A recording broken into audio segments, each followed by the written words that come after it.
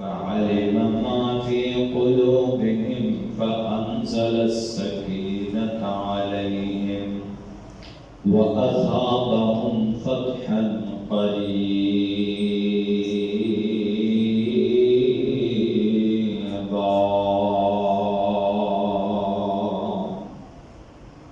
وقال تعالى: وقال الرسول صلى الله عليه وسلم: يا عثمان إن الله عز وجل عسى أن يلبسك قميصا فإن أرادك المنافقون على خلعه فلا تخلعه حتى تلقاني. قال ثلاثا. صدق اللہ العظیم. تمام قسم کی حمد و ثنا کبریائی عظمت اللہ جل شانہ کی ذات اقدس کے لیے ہے، اور بے شمار لا تعداد درود و سلام آقائے دو جہاں حضرت محمد مصطفیٰ صلی اللہ علیہ وآلہ وصحبہ وسلم تسلیما کثیرا کی ذات اقدس کے لیے. حضرات، گزشتہ خطبہ جمعۃ المبارک میں حضرت عثمان رضی اللہ تعالی عنہ کے چند ایک فضائل اور شہادت ذکر کی. آج حضرت عثمان رضی اللہ تعالی عنہ کا کچھ مفصل بیان اور حضرت عثمان رضی اللہ تعالی عنہ کے کارنامے اور فتوحات، ان کے بارے میں تذکرہ کرنا چاہوں گا. ان کی خلافت. تو آئیے حضرت عثمان رضی اللہ تعالی عنہ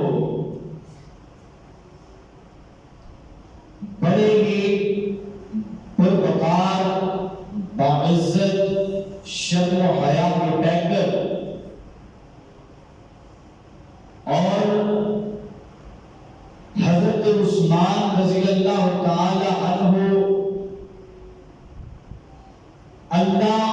اور اس کے رسول سے محبت کرنے والے، اور اللہ کے رسول اور اللہ رب العزت ان سے محبت کرنے والے تھے. ایک مرتبہ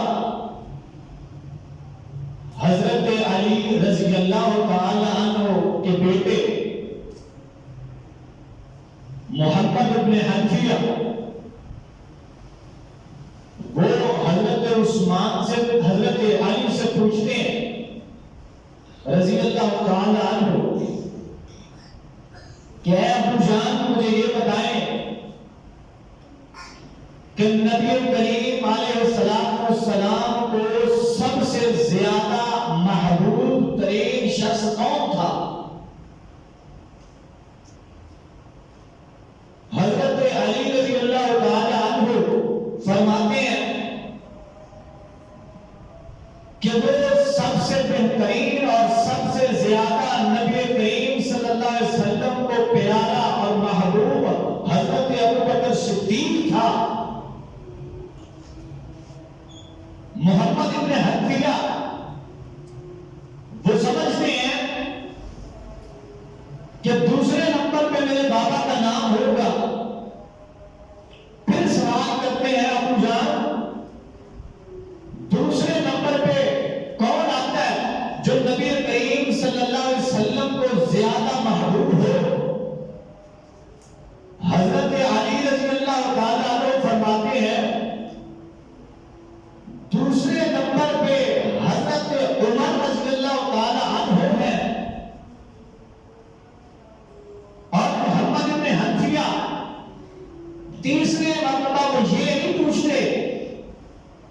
آپ یہ بتائیں کہ سب سے زیادہ محبوب ترین شخص نبی صلی اللہ علیہ وسلم کو کون ہے، بلکہ یہ کہتے ہیں تیسرا نمبر تو پھر آپ کا ہوگا.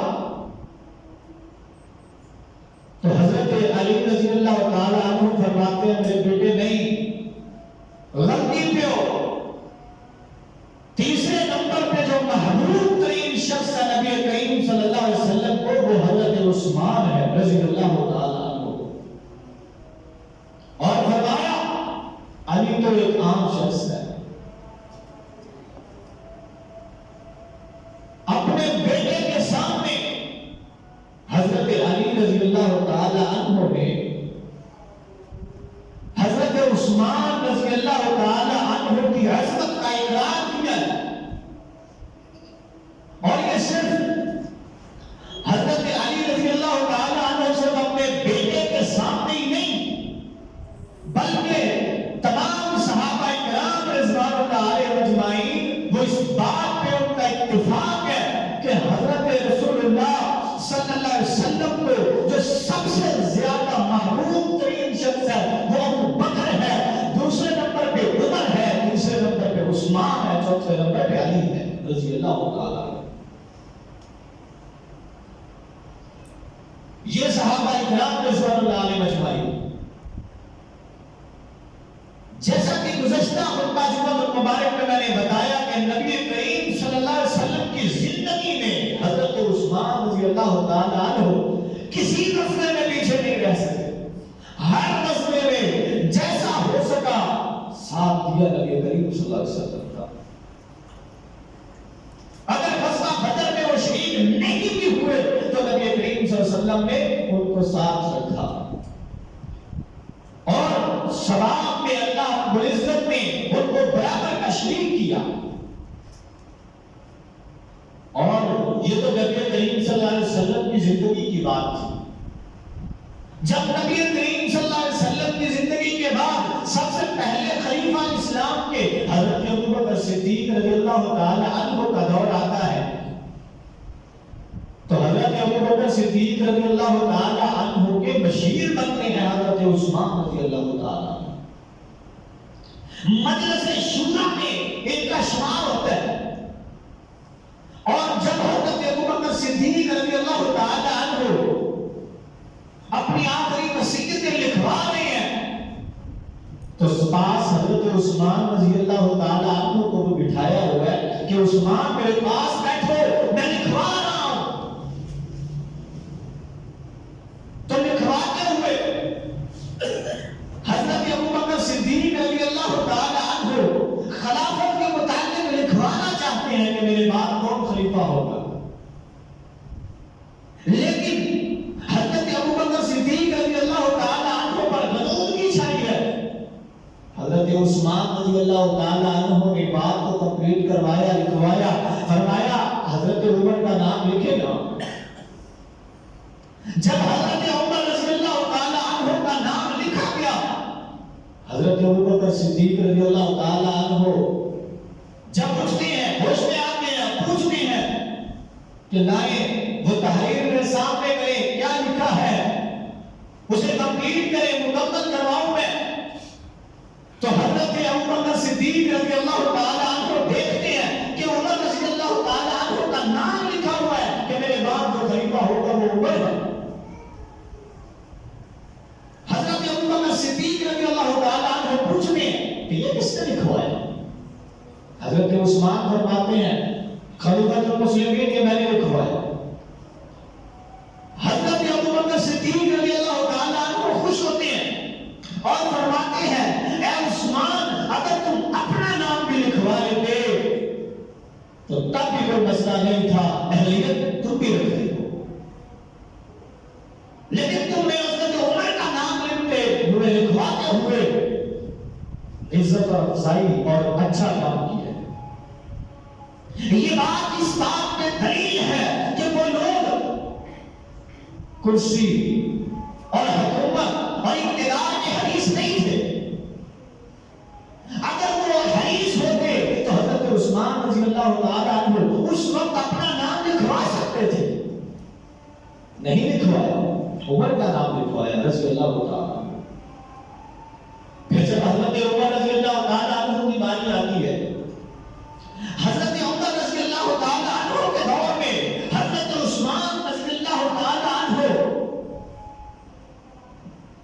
سب سے اول بشیر رہے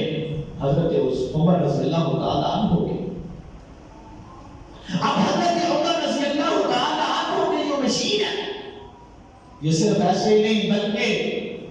حضرت عمر رضی اللہ تعالیٰ عنہ بڑی محبت کرنے والے، حضرت عمر رضی اللہ تعالیٰ عنہ بڑا اعتماد اور یقین کرنے والے حضرت عثمان رضی اللہ تعالیٰ عنہ پر۔ یہ حضرت صاحب خطبہ جمعہ میں یہ نہیں درست بات میں پڑھ لیجیے۔ نبی کریم صلی اللہ علیہ وسلم کے بعد جب حضرت ابوبکر اور عمر حضرت عمر کی بات کر رہے ہیں، اب حضرت عمر رضی اللہ تعالیٰ عنہ اپنے ان اصحاب اور اپنے دوستوں اپنے مشیروں کے ساتھ بیٹھے ہیں، اور ایک دفعہ حضرت عمر رضی اللہ تعالیٰ عنہ کا یہ معمول ہوا کرتا تھا، ہر نماز کے بعد کچھ دیر کے لیے وہاں بیٹھتے اور بیٹھنے کے بعد جو بھی لوگ آتے ان سے سوال کرتے، پوچھتے، بات ہوتی، ان کے مسائل سنتے اور حل کرتے، اور اگر کوئی مسئلہ نہ ہوتا تو حضرت عمر رضی اللہ تعالیٰ عنہ فوراً اٹھتے اور چلے جاتے۔ لیکن ایک دن ایسا ہوا حضرت عمر رضی اللہ تعالیٰ عنہ فجر کی نماز پڑھائی، اٹھ کے چلے گئے، انتظار نہیں کیا، ظہر کی نماز پڑھائی، انتظار نہیں کیا، اٹھ کے چلے گئے، عصر کی نماز پڑھائی، انتظار نہیں کیا، اٹھ کے چلے گئے، اور مغرب کی نماز پڑھائی، انتظار نہیں کیا کہ کوئی ملنے کے لیے آیا نہیں آیا، چلے گئے، عشاء کی نماز پڑھائی، اٹھ کے چلے گئے۔ حضرت عبداللہ ابن عباس رضی اللہ تعالیٰ عنہ اور حضرت عثمان رضی اللہ تعالیٰ عنہ دیکھتے ہیں کہ معاملہ کیا ہے، آج وجہ کیا ہے، کہ عمر رضی اللہ تعالیٰ عنہ کی کیا طبیعت خراب ہے یا کوئی اور مسئلہ ہے۔ گھر میں پہنچے دریافت کیا، یدفع نامی ایک غلام تھا حضرت عمر رضی اللہ تعالیٰ عنہ کا، اس سے پوچھا کہ معاملہ کیا ہے، کیا طبیعت خراب ہے؟ وہ کہنے لگے نہیں، انتظار کریں، حضرت عمر رضی اللہ تعالیٰ عنہ سے ملاقات ہوتی ہے۔ حضرت عمر رضی اللہ تعالیٰ عنہ کو جا کے بتاتے ہیں کہ حضرت عبداللہ بن عباس اور حضرت عثمان رضی اللہ تعالیٰ عنہ آئے۔ حضرت عمر رضی اللہ تعالیٰ عنہ فرماتے ہیں اندر بلائیے، دونوں کو اندر بلایا۔ جب اندر بلایا تو کیا دیکھتے ہیں، وہاں پہ ہیرے جواہرات اور سونے چاندی اور دیگر چیزوں کے ڈھیر لگے ہوئے ہیں، اور حضرت عثمان رضی اللہ تعالیٰ عنہ سے فرمایا اور حضرت عبداللہ بن عباس رضی اللہ تعالیٰ عنہ سے فرمایا کہ یہ لے جائیں اور جا کے اسے تقسیم کر دیں۔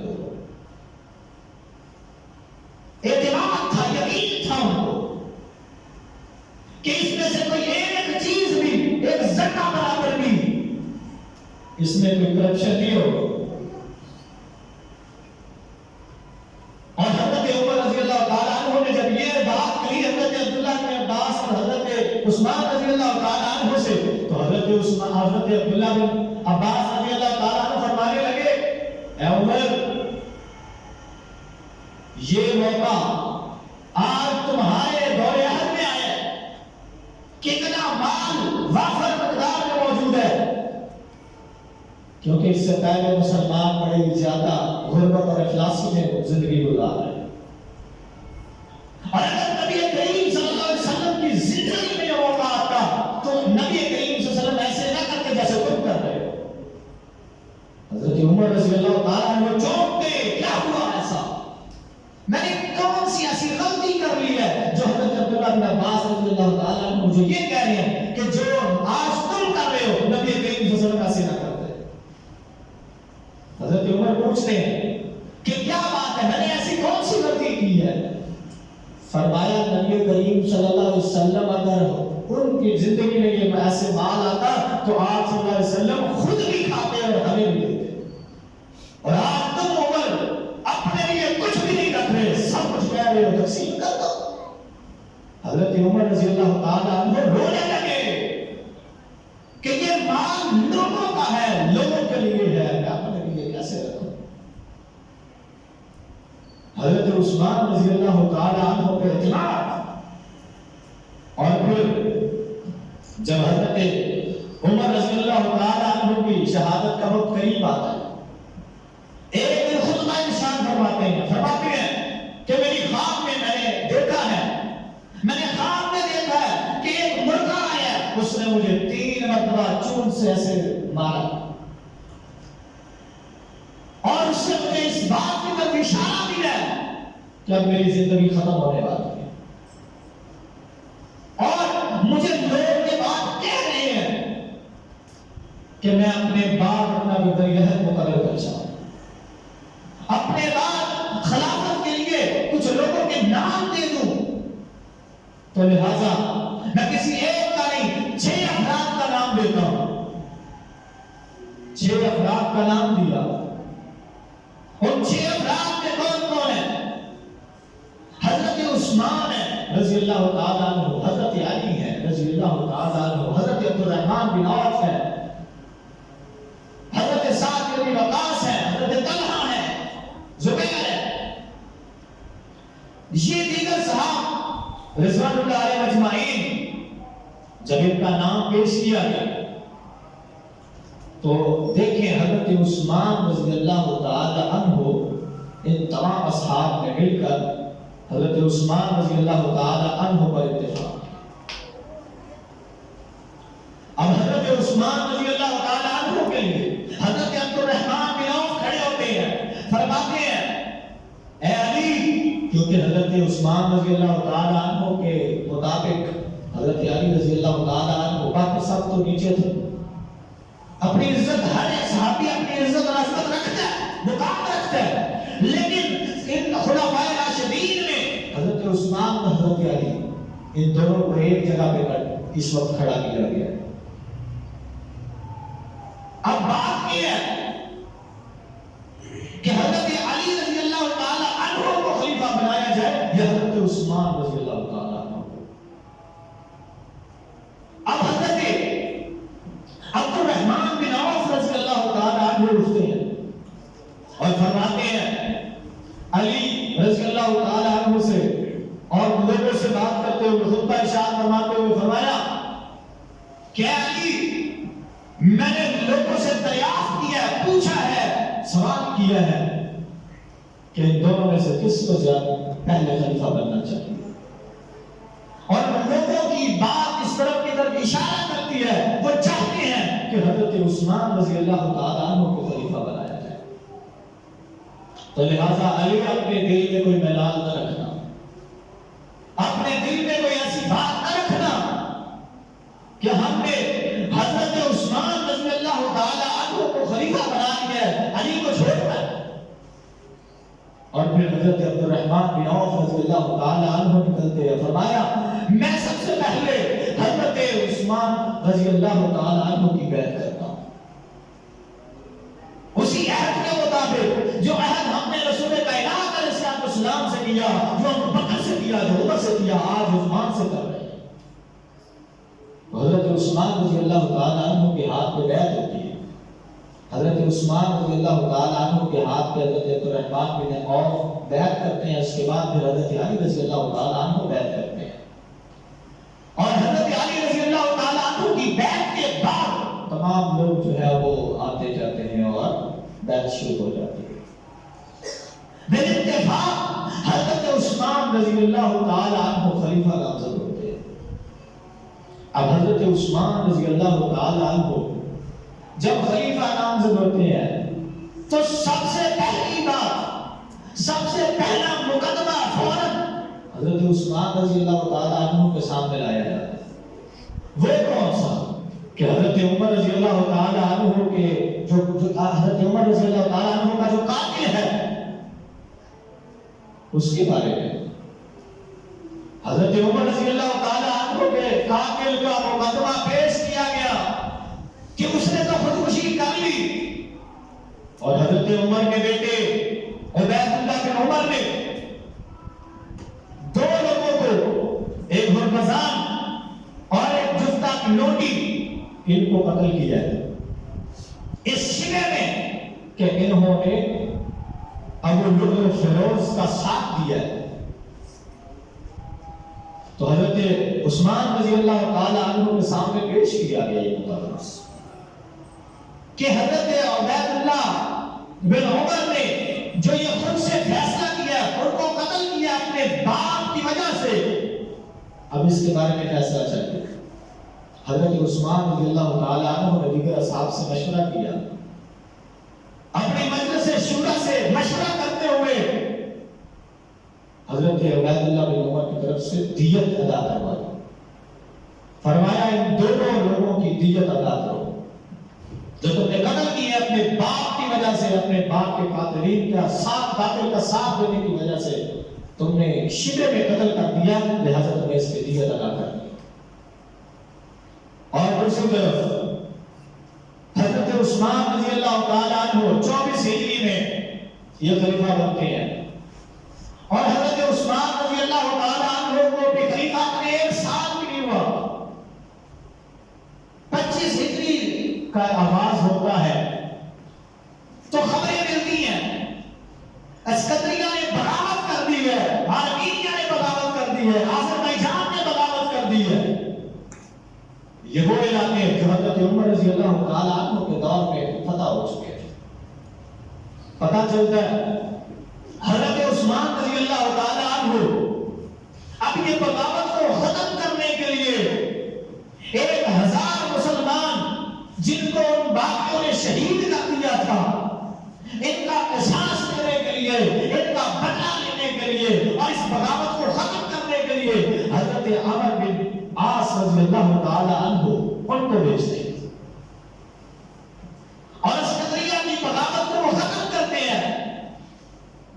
اور اس کے بعد دوسری طرف آرمینیا اور آذربائیجان کی بغاوت کو ختم کرنے کے لیے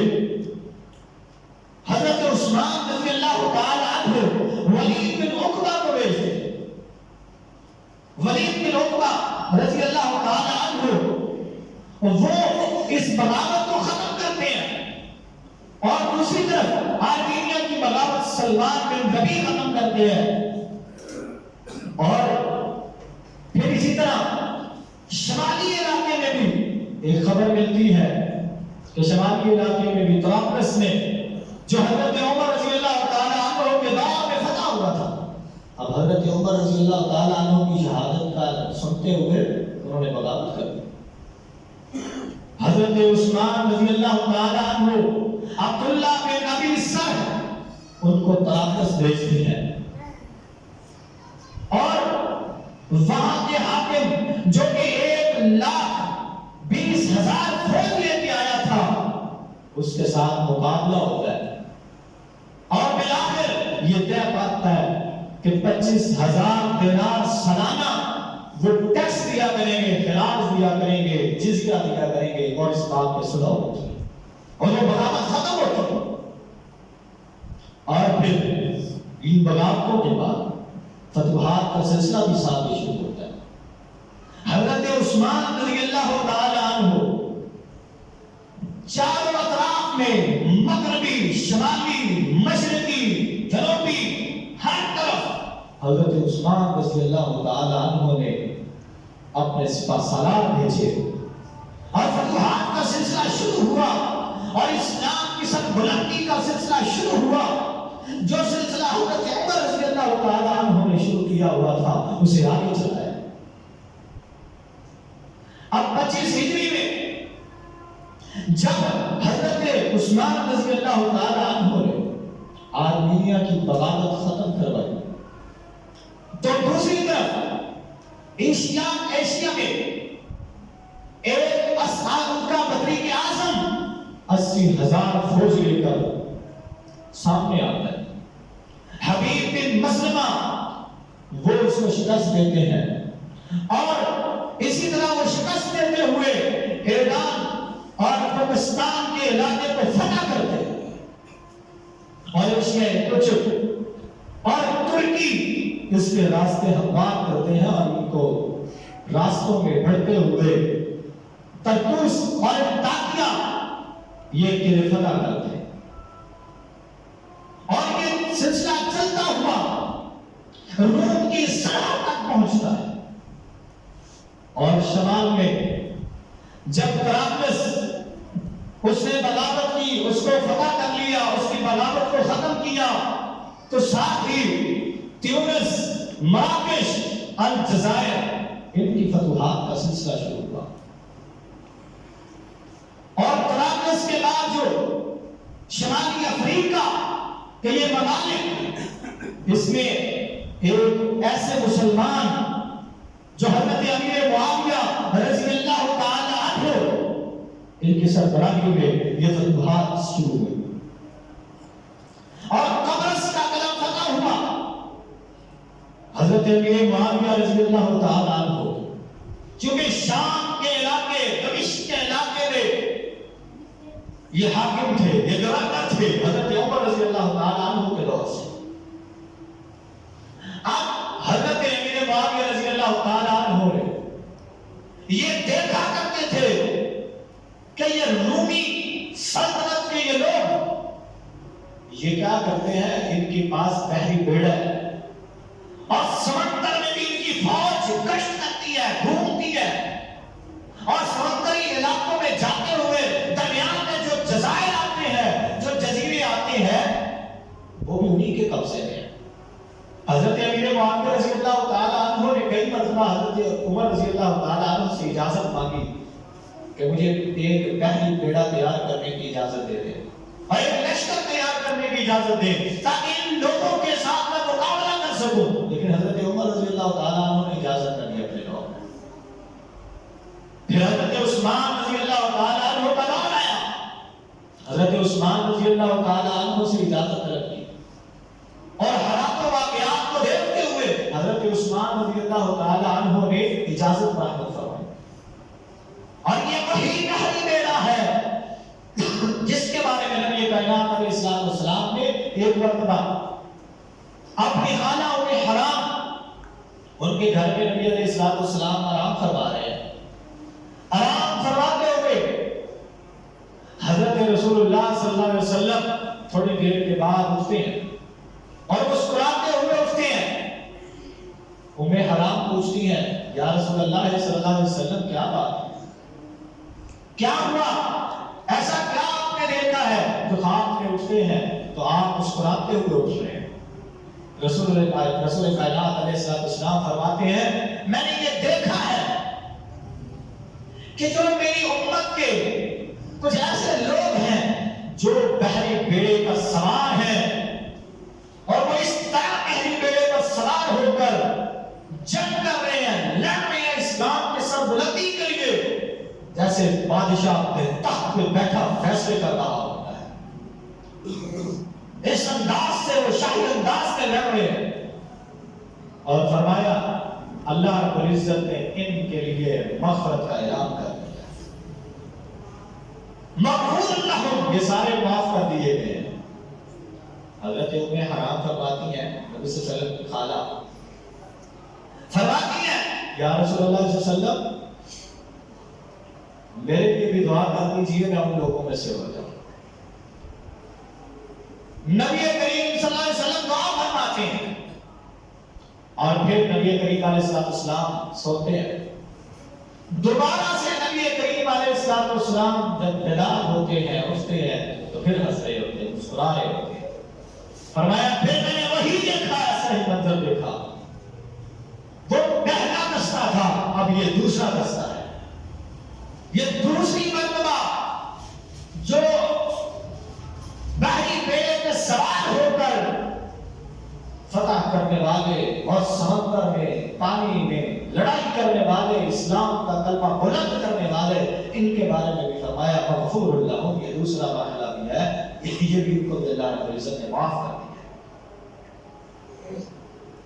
اور اپنے حرام پھر فرماتی ہیں، یا رسول اللہ صلی اللہ علیہ وسلم دعا کر دیجیے میں ان لوگوں میں سے ہو جاؤں۔ فرمایا تم پہلے لوگوں میں سے ہو، جو پہلا دستہ جائے گا ان لوگوں میں تم بھی ہوگی۔ تو وہ حضرت امیر معاویہ رضی اللہ تعالی عنہ کی معیت میں 28 ہجری میں حضرت امیر معاویہ رضی اللہ تعالی عنہ اور حضرت عثمان رضی اللہ تعالی عنہ کے دور حکومت میں یہ پہلا دستہ جاتا ہے، اور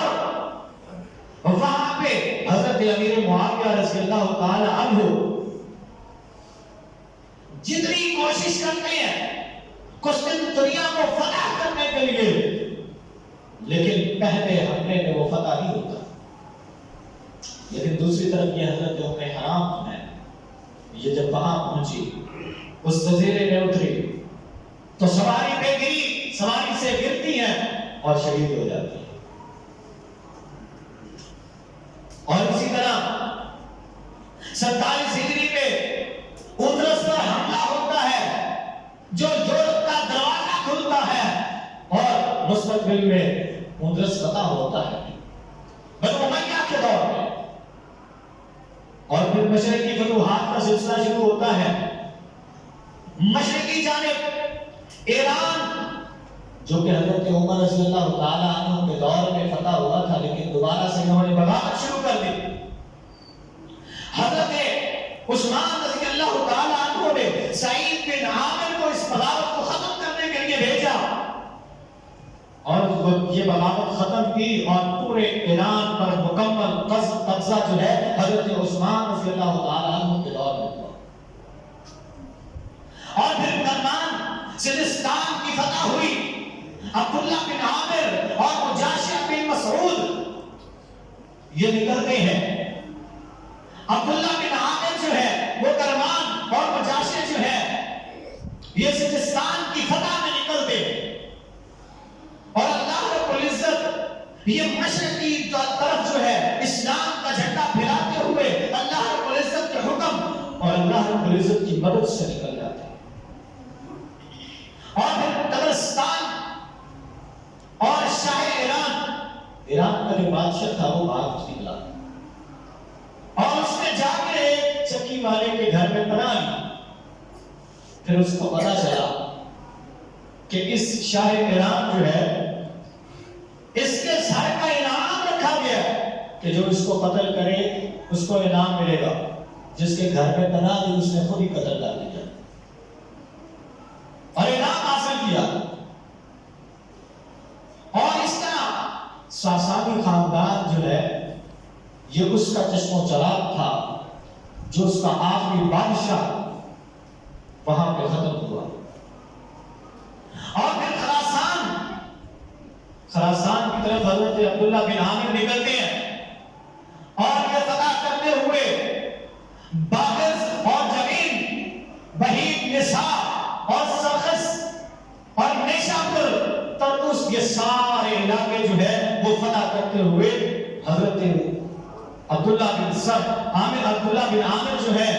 یہ افغانستان میں گھستے ہیں، اور پھر افغانستان کی فتح کرتے ہوئے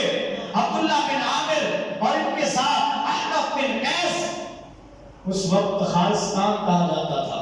آج افغانستان اس کا نام ہے، یہ بلخ اور ہرات اور غزنہ، کابل، یہ تمام علاقوں کو فتح کرتے اور اسلامی حکومت اور اسلام کا یہ جھنڈا ہندوستان کی سرحد تک پہنچنا ہے حضرت عثمان رضی اللہ تعالیٰ عنہ کے دور میں، اور پھر شمالی افریقہ تک،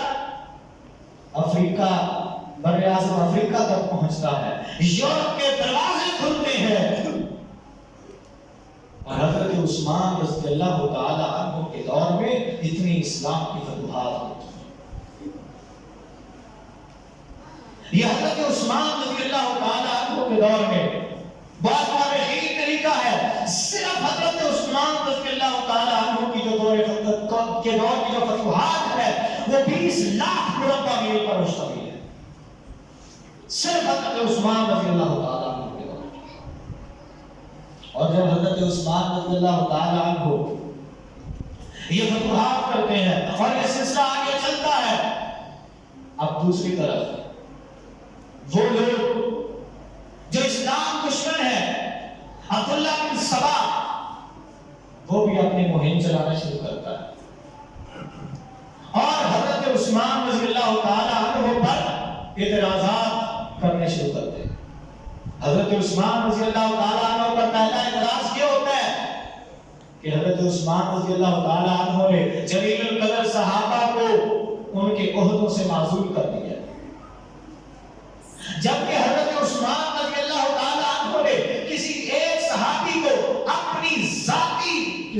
خدش یا کسی وجہ سے کسی صحابی کو معذور نہیں کیا۔ اہل بصرہ کی وجہ سے، ان کی شورش کی وجہ سے، ان کی شکایات کی وجہ سے حضرت ابو موسیٰ اشعری رضی اللہ تعالیٰ عنہ کو معذور کیا۔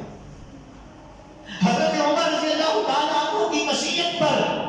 جو وہ وصیت کر کے گئے تھے، مغیرہ بن شعبہ رضی اللہ تعالیٰ عنہ کو برطرف کیا۔ حضرت سعد بن ابی وقاص رضی اللہ تعالیٰ عنہ کو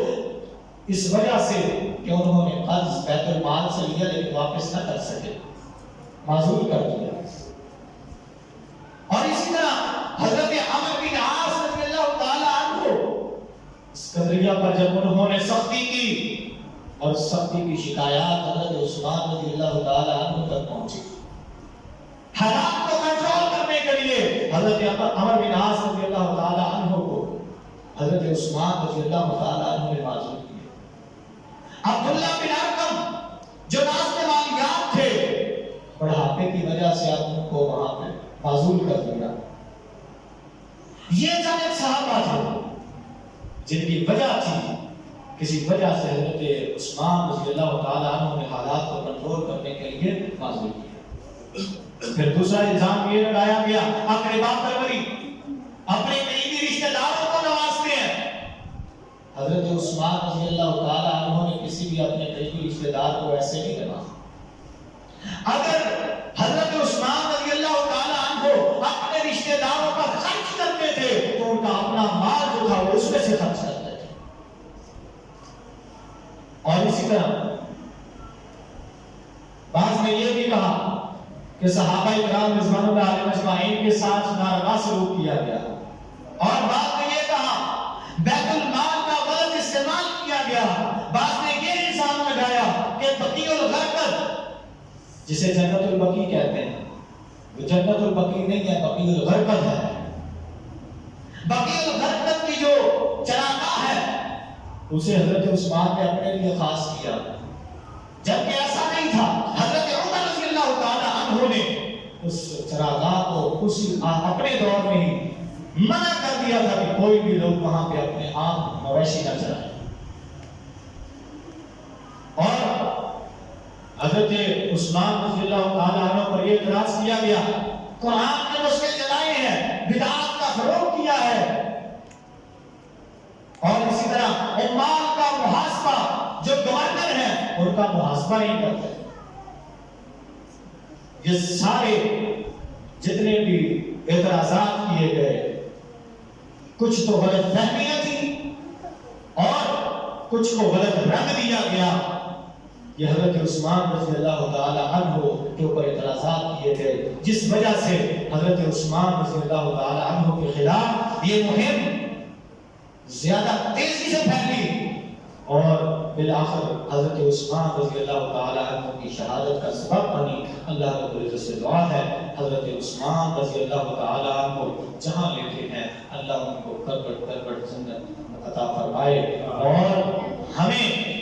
صحابہ کرام رضوان اللہ علیہم اجمعین کی طرح کا ایمان عطا فرمائے اور ان کی سیرت کو اپنانے کی توفیق عطا فرمائے۔ آمین۔ استغفر اللہ اور سارے مسلمین۔